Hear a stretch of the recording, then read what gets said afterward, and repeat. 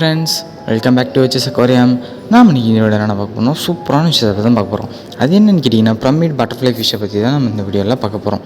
இந்த வீடியோ ஃபுல்லாக பாருங்கள், ஸ்கிப் பண்ணாமல் பாருங்கள். அப்போ தான் நான் என்ன சொல்ல வரேன்னு உங்களுக்கு புரியும். வாங்க வீடியோக்குள்ளே போயிடலாம். இந்த பிரமிட் பட்டர்ஃப்ளை ஃபிஷ் பார்த்திங்கன்னா ஒரு பட்டர்ஃப்ளை ஃபிஷ் ஃபேமிலியை சேர்ந்தது தான்.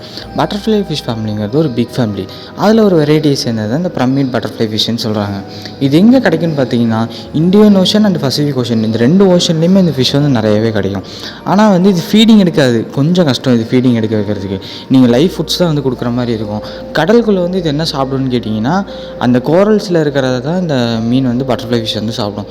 ஆனால் வந்து பட்டர்ஃப்ளைலேயே நிறைய டைப் இருக்குது. ஆனால் இந்த பிரமிட் பட்டர்ஃப்ளை வந்து பார்த்திங்கன்னா கண்டிப்பாக வந்து இந்த ஃபுட் மைசஸ்ஸு, அப்புறமேட்டு இந்த பெல்லட்ஸு இதெல்லாமே கொடுத்து தான் வந்து நமக்கு டேங்க்கில் வந்து ஆட் பண்ணுற மாதிரி இருக்கும் இந்த ஃபிஷ்ஷுக்கு.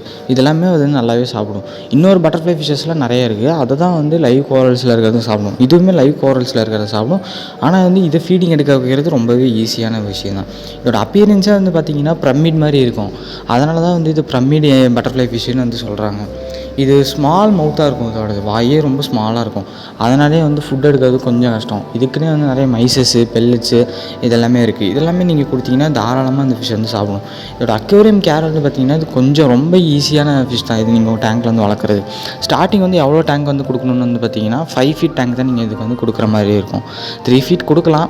ஆனால் என்ன கேட்டிங்கன்னா பெஸ்ட்டு சாய்ஸ் வந்து பார்த்திங்கன்னா 5 ஃபீட் தான் நான் வந்து சொல்லுவேன்.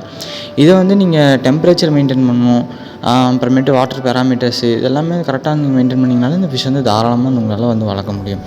டேங்க் மேட்ஸ்லாம் என்னென்ன கொடுக்கலான்னு வந்து பார்த்திங்கன்னா, இது கூட டேங்க்ஸ் கொடுக்கலாம், க்ளவுன் ஃபிஷ்ஷஸ் கூட விடலாம்.